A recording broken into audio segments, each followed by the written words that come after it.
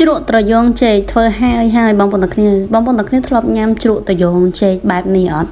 ខ្ញុំចេះពីម្ដាយខ្ញុំទេនិយាយពីថាខ្ញុំទៅលើក្រូចឆ្មាក៏មានម្ទេសក៏មានជីក៏មានយកចង់ញោមក៏បានភ្លៀក៏បានហ្មងហើយដឹកឃើញថាចង់ធ្វើជ្រក់ត្រយងចេកប្រហើយទៅដើម្បីទុកឲ្យភ្ញៀវញ៉ាំអាហារ3ក្រុមពេលព្រឹក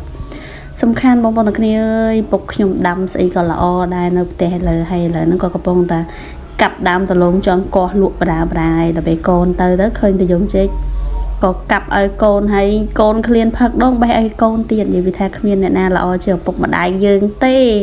ក្រោកបៀនភ្លឺឡើងខ្ញុំរៀបចំដាំទឹកក្តៅដាក់អំបិលបន្តិចហើយរៀបចំហាន់តាយងចេកយើងសម្រាប់តាយងចេកនេះបងប្អូនទាំងគ្នាមានតាយងចេកកមួន2តាយងចេកចេកណាំវ៉ាយើង1អញ្ចឹងខ្ញុំធ្វើទាំង3នឹងឯងសម្រាប់វិធីធ្វើជ្រក់តាយងចេកបើសិនជាខ្ញុំអត់មានតង្កទេបងប្អូនទាំងគ្នាខ្ញុំគ្រាន់តែកាត់វាកាត់ដាក់ក្នុងទឹកក្តៅភ្លាមហ្មងកុំឲ្យវាចេញជ័រខ្មៅអញ្ចឹងប៉ុន្តែបើយើងមានតង្កខ្ញុំយកវាលាងតង្កសិនអញ្ចឹងវាអត់ខ្មៅទេវានៅស្អាតល្អពណ៌វាស្អាតសម្រាប់វិធីហាន់តាយងចេកខ្ញុំគ្រាន់តែកាត់វាជាពីរហើយខ្ញុំពុះអាចស្នូកដាចោលបងប្អូនទាំងគ្នាខ្ញុំយកអាក្របចេកនៅខាងក្នុងនឹងអាផ្លែចេកតូចដែលវានេះនឹងយកចោលខ្លះព្រោះខ្ញុំមិនចង់ទុកច្រើនទេពេលដែលយើងហាន់ធ្វើជ្រក់ទៅវាសកេសកាពេកអញ្ចឹងខ្ញុំហាន់វាចោលខ្លះទៅយើងហាន់វាឲ្យវារៀងតូចមកបងប្អូនទាំងគ្នាដាក់វាលាងតង្កស្អាតហើយយើងចាប់ផ្ដើមយកវាទៅដាក់នៅក្នុងទឹកក្តៅដាក់អំបិលហើយខ្ញុំច្របាច់ក្រូចឆ្មាចូលនៅក្នុងនឹងមួយចំណិតណាបងប្អូនទាំងគ្នាសម្រាប់ទឹកក្តៅនេះពេលយើងដាក់អញ្ចឹងបងប្អូនទាំងគ្នាអាចមើលបានតាមជាក់ស្ដែងខ្លួនឯងបើចង់ធ្វើមើលតើវាល្មមតើថាវាផុយហើយយើងអាចស្រង់វាបានហើយពេលដែលយើងស្រង់វាហើយ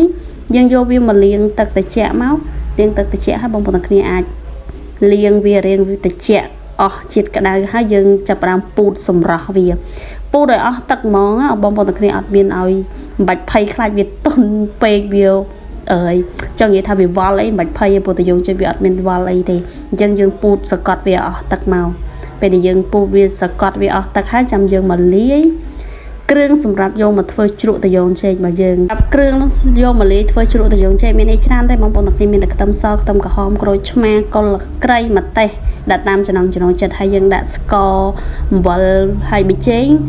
ដាក់កាន់តែតិចកាន់តែល្អបងប្អូនទាំងគ្នាសម្រាប់ជ្រក់វាអត់សូវត្រូវការប៊ីចេងទេដោយសារតែវាជាតិបន្លែវាអត់មានសាច់ទេអញ្ចឹងសម្រាប់ខ្ញុំឯណាសម្រាប់រូបមន្តផ្ទាល់ខ្លួនដាក់ប៊ីចេងតិចឬក៏អត់ដាក់ក៏បានដែរពេលយើងលាយទឹកត្រីក្រូចឆ្មាស្ករបើយើងល្មមភ្លក់មើលសាប្រៃល្មមហើយបងប្អូនទាំងគ្នា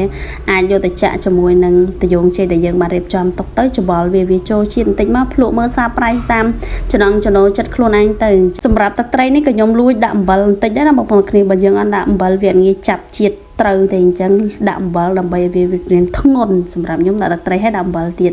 ពេលដាក់ហើយយើងចាប់ផ្ដើមច្បល់ដាក់ចូលកែវបានហើយសម្រាប់តាយងចេកខ្ញុំ3ផ្លែបងប្អូនគ្នាដាក់បានតែកន្លះកែវនឹងទេ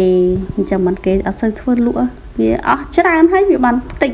ឃើញវិធីធ្វើជ្រក់តាយងចេកខ្ញុំហើយពេលមានតាយងចេកនឹងឃើញចង់ធ្វើអត់បងប្អូនទាំងគ្នាសម្រាប់វិធីធ្វើវាងាយស្រួលទេអញ្ចឹងបងប្អូនទាំងគ្នាចង់ធ្វើអាចសាកធ្វើបានបើរសជាតិវិញឆ្ងាញ់ញ៉ាំជាមួយអីក៏ត្រូវដែរអរគុណច្រើនបងប្អូនទាំងគ្នាដែលបានមើលវីដេអូនេះពីដើមដល់ចប់សម្រាប់អ្នកធ្លាប់ធ្វើហើយនិងអ្នកអត់ទាន់បានធ្វើអាចសាកធ្វើបានបើសិនជាឆ្ងាញ់ជួយខមមិនប្រាប់ខ្ញុំផងបងប្អូនទាំងគ្នាអរគុណច្រើនជម្រាបលាបាយបាយ